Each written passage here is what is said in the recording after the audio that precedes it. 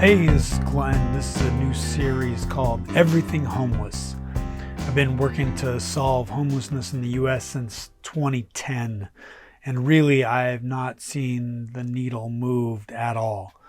I've identified two things that keep us from solving anything.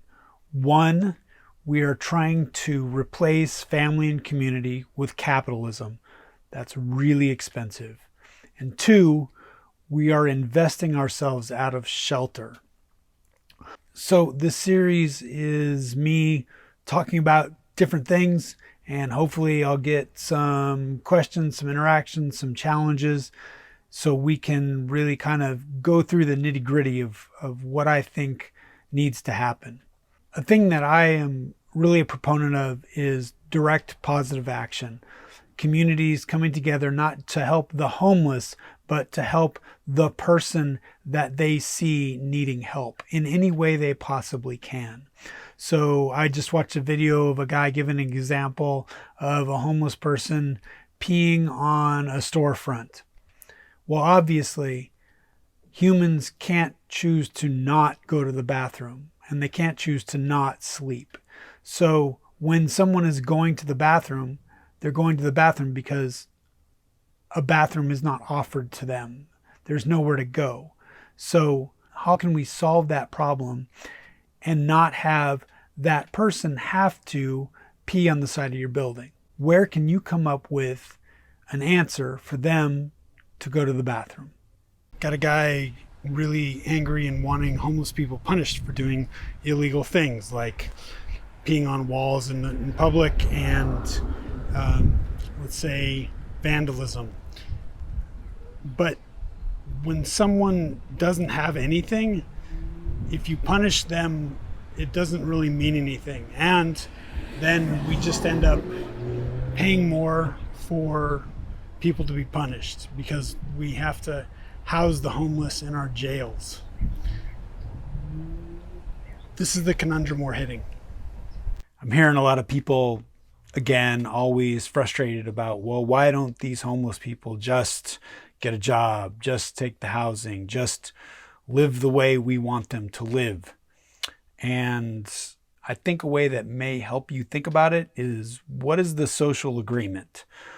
So in this country, the social agreement is if you act a certain way, if you get a certain education, if you work a certain job, you may have the opportunity to succeed, but nothing is guaranteed. So a lot of these people, for one reason or another, they didn't succeed. They didn't succeed at the game. And I interviewed a guy in Kansas City way back in 2010, and he said, I can do bad by myself. 4 years ago, I interviewed a guy on the streets of LA in Skid Row.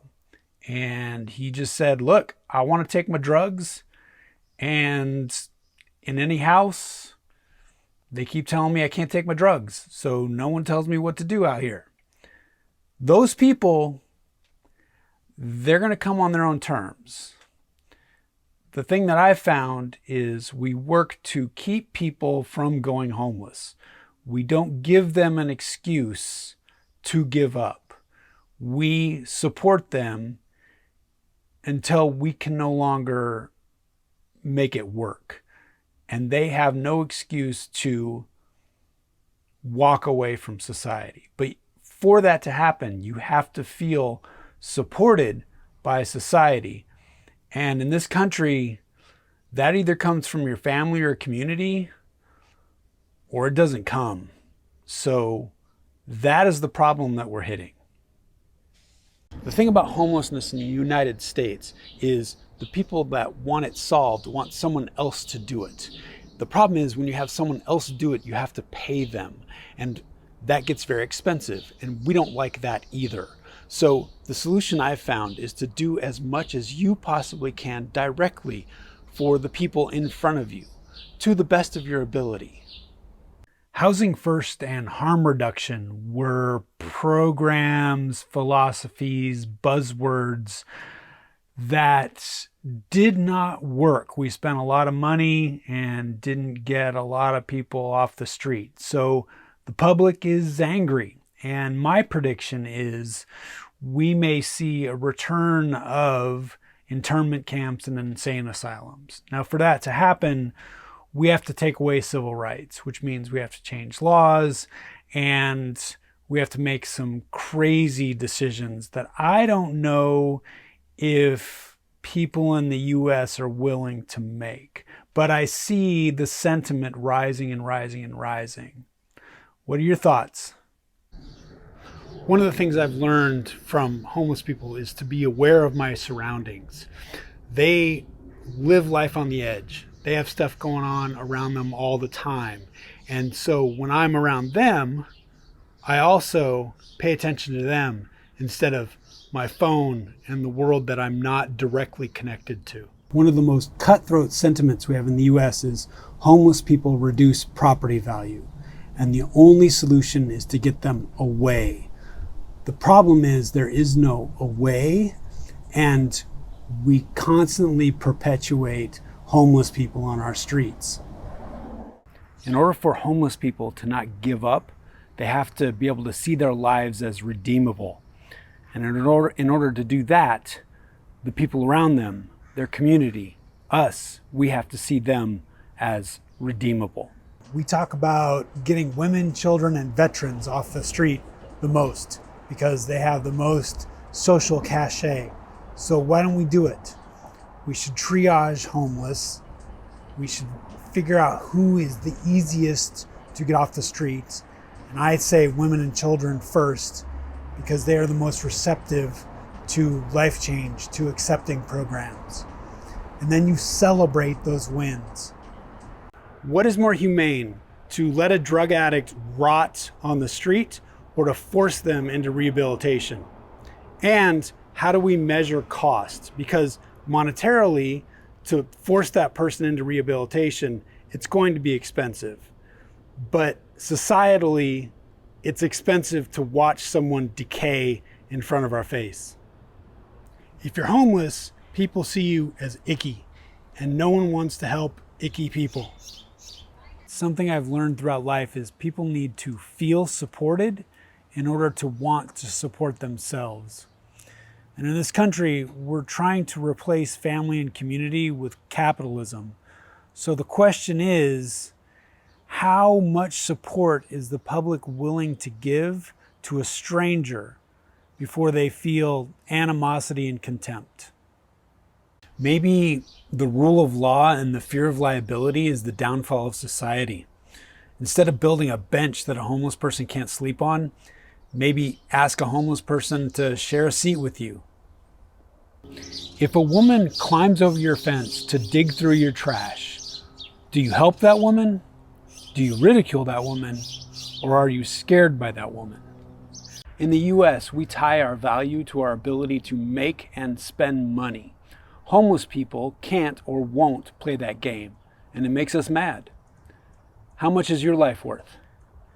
In the US, we really aren't equipped to deal with homelessness. One, we view freedom as economic autonomy. We also view freedom as free to be you and me. We really believe in civil rights unless you're a criminal, so we can't take people away unless they break the law.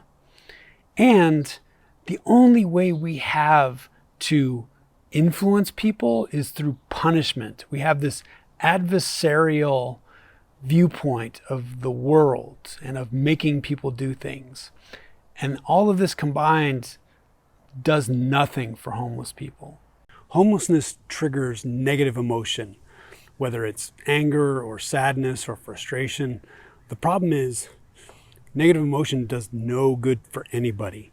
So the trick I use is I try to stay on the happy side of my brain. And I focus on the interaction, the successes, the wins that I've made in interacting with homeless people or homeless situations. When people sell a product or service, it's easy for us to accept how much those people make. The better the service, the more they sell, the more money they get. But when your job is to help people live who don't have any money, How much do you pay them? The default social agreement in the United States is to get what you can for yourself. And homeless people, to the best of their ability, have been scraping to get what they can for themselves. Then when they go into a shelter, there is a somewhat authoritarian voice telling them that there is a different social agreement. And that doesn't go over so well. Are dirty, scary guys dangerous? Maybe.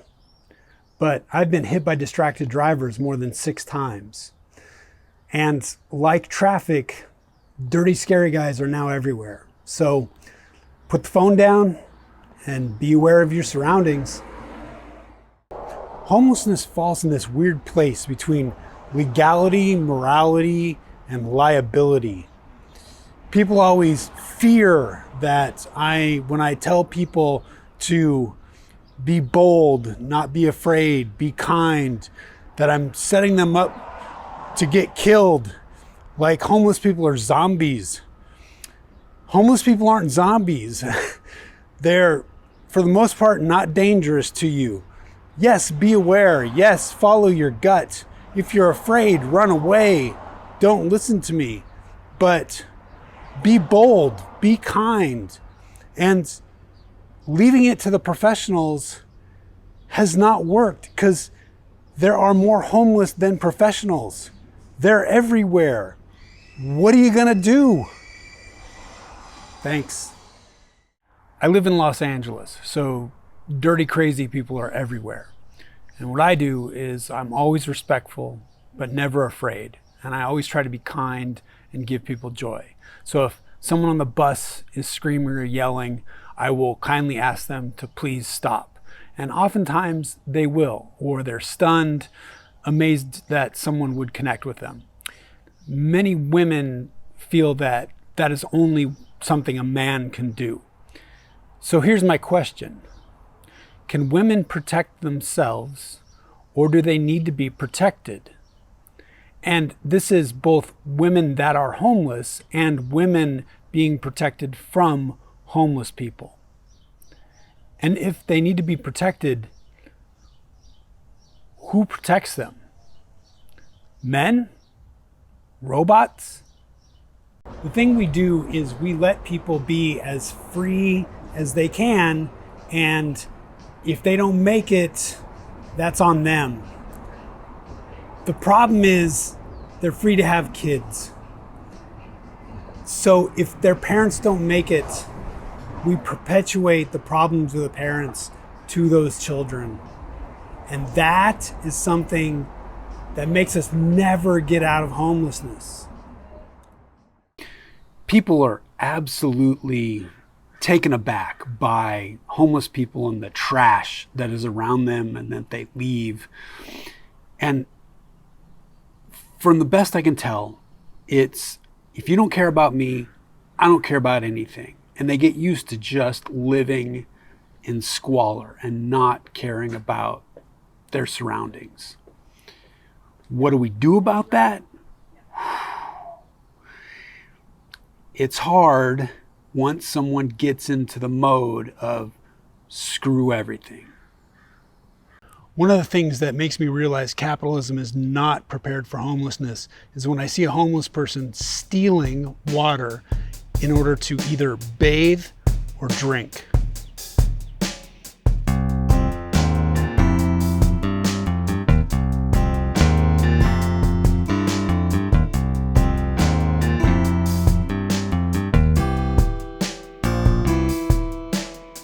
Dogs and babies.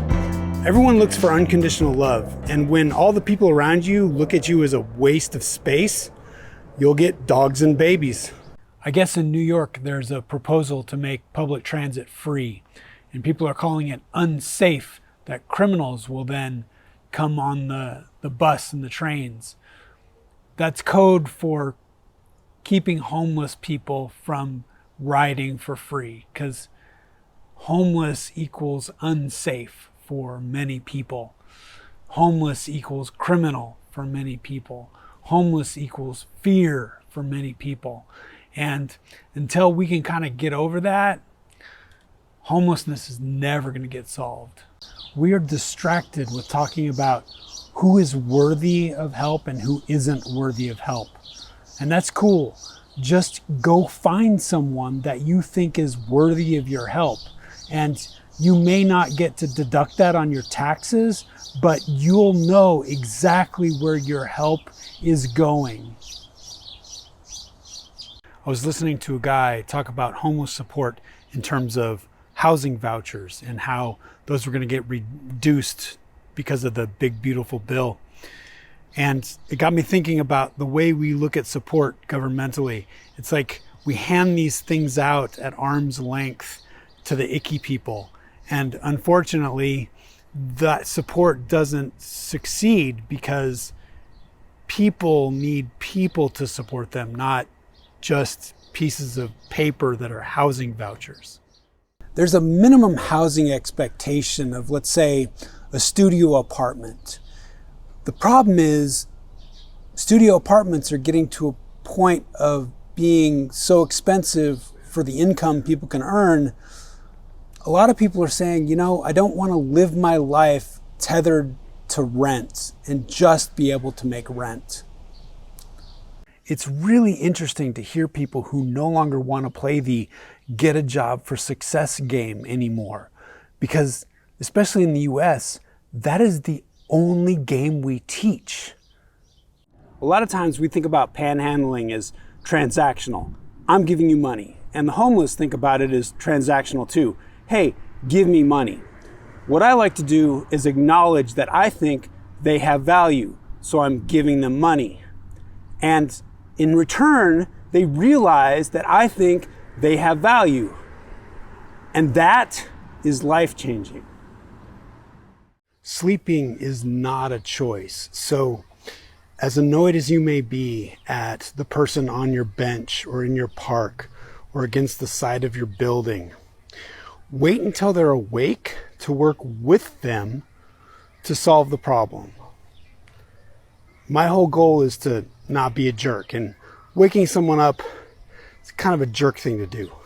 I once had a friend here in LA want me to take her to Skid Row so she could, in quotes, feel something.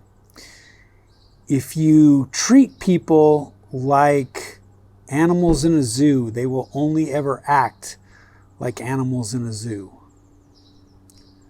The moment you officially create a space for the homeless, you take on the liability for their possible bad behavior, which means you open yourself up to lawsuits.